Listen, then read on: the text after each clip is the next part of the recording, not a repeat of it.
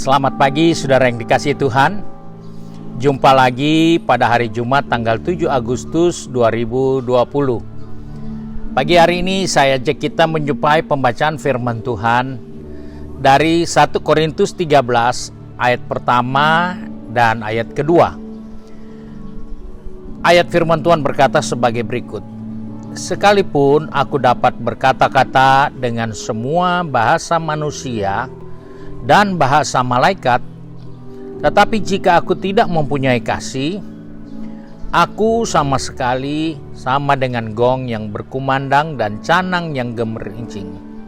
Sekalipun aku mempunyai karunia untuk bernubuat, dan aku mengetahui segala rahasia dan memiliki seluruh pengetahuan, dan sekalipun aku memiliki iman yang sempurna untuk memindahkan gunung, tetapi jika aku tidak mempunyai kasih, aku sama sekali tidak berguna.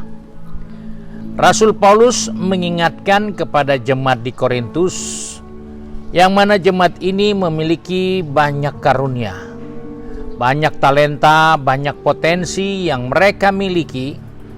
Tetapi Paulus ingatkan, kalau semua talenta, semua potensi, semua kemampuan tidak disertai dengan kasih, maka itu tidak ada gunanya.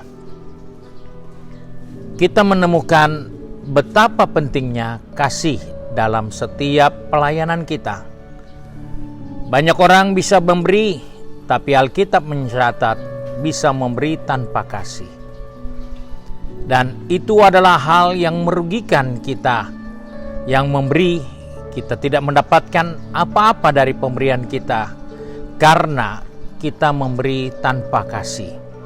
Nah, saudara yang dikasihi Tuhan, Yesus pernah mengingatkan kepada murid-muridnya dalam Lukas pasal 6 ayat 30, dikatakan, berilah kepada setiap orang yang meminta kepadamu, dan janganlah meminta kembali kepada orang yang mengambil kepunyaanmu.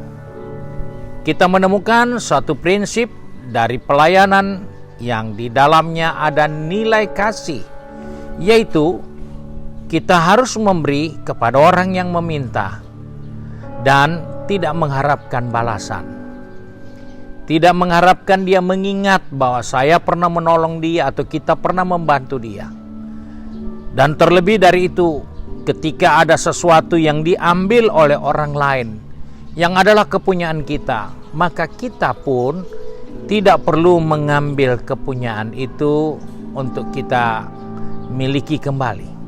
Tapi kita biarkan, jangan meminta kembali. Itulah pengertian dari kasih yang luar biasa, bahwa ketika kita memberi atau orang mengambil dari kita, maka kita tidak perlu menuntut balasnya atau mengambil kembali barang itu, karena kita harus belajar mengasihi, memberi tanpa menuntut balasan. Bahkan Yesus pernah berkata dalam Matius pasal 6 ayat 3, dia katakan seperti ini, tetapi jika engkau memberi sedekah, janganlah diketahui tangan kirimu apa yang diperbuat tangan kananmu. Begitu dekat tangan kanan dan tangan kiri yang bisa bersatu dalam keadaan tertentu, namun kedekatan itu tidak menjadi sebab dia harus mengetahui segala sesuatu yang dikerjakan oleh tangan yang lain. Ini adalah satu nasihat firman Tuhan tentang kasih. Ketika kita melakukan sesuatu, kita tidak perlu menggembar-gemborkan kepada orang lain untuk diketahui bahwa kita sudah melakukan sesuatu atau kita sudah memberi sesuatu. Karena kasih tidak menuntut hal-hal seperti itu. Sebab itu Nabi Yeremia pernah berkata dalam Ratapan pasal 3 ayat 21 sampai 23, di dalam segala pergumulan masalah hidupnya dia mengalami banyak kesukaran, tapi dia ingatkan kepada saya dan saudara, hal-hal inilah yang kuperhatikan, Oleh sebab itu aku akan berharap. Apa yang diharapkan Nabi Yeremia, yaitu tak berkesudahan kasih setia Tuhan, tak habis-habis rahmat-Nya, selalu baru tiap pagi, besar kesetiaan-Mu. Nabi Yeremia mengingatkan kepada saya dan saudara, apapun yang kita harus jalani, kita tidak boleh lupa di dalamnya ada kasih Tuhan yang selalu baru setiap hari. Dan Tuhan tidak pernah mengingatkan kepada saya dan saudara, harus dikembalikan ya, harus dibalas ya, karena setiap hari kita kasih yang baru. Tidak. Tuhan memberikan setiap hari yang baru tanpa menuntut kita bisa membalas dan memberi apa yang sudah diberikan kepada kita. Sebab itu, itulah nasihat tentang kasih. Kasih tidak menuntut balasan. Kasih tidak menuntut pujian.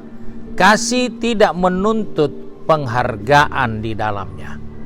Karena Alkitab mengingatkan Allah kita itu kasih yang diwujudkan melalui kehadiran Yesus Kristus bagi kita orang percaya. Sebab itu mari kita jadi orang percaya. Kita bisa memberi tanpa kasih.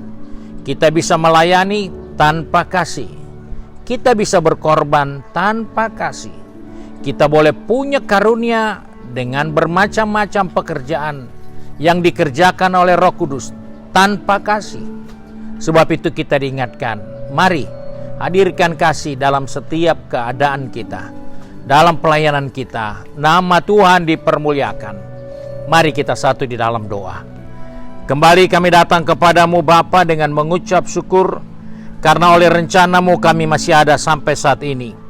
Sebab itu Bapa, kembali di pagi hari ini kami datang kepadamu menyerahkan seluruh kehidupan kami.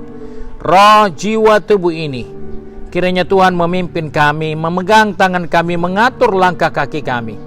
Supaya apapun yang kami kerjakan, biarlah di dalamnya ada nilai kasih yang kami terima dari Tuhan. Kasih yang sempurna, kasih yang tidak menuntut balas, kasih yang tidak menuntut pujian, kasih yang tidak menuntut dikembalikan. Biarlah kami dapat wujudkan kasih karunia-Mu yang selalu baru dalam kehidupan kami setiap hari untuk mempermuliakan Bapa di surga. Terima kasih ya Tuhan. Kami serahkan seluruh kehidupan kami ke dalam tangan-Mu, baik yang akan pergi bekerja, yang akan pergi belajar atau studi, yang akan berusaha berbisnis mencari nafkah, ataupun yang tinggal di rumah. Bapa, biarlah kami mengerjakan segala sesuatunya dengan kasih, tanpa sungutan, tanpa mengeluh, tanpa menuntut balas, karena kami sudah menerima kasih yang sempurna dari Bapa di surga. Terima kasih Bapa. Kami mulaikan hari yang baru ini dengan penuh ucapan syukur. Di dalam nama Tuhan Yesus Kristus, Juru Selamat kami, majikan kami yang baik dan setia. Haleluya. Amin. Puji Tuhan.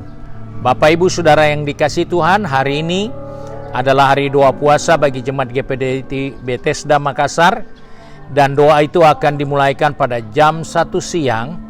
Bapak Ibu Saudara dapat melakukan doa dan berpuasa di rumah kita masing-masing.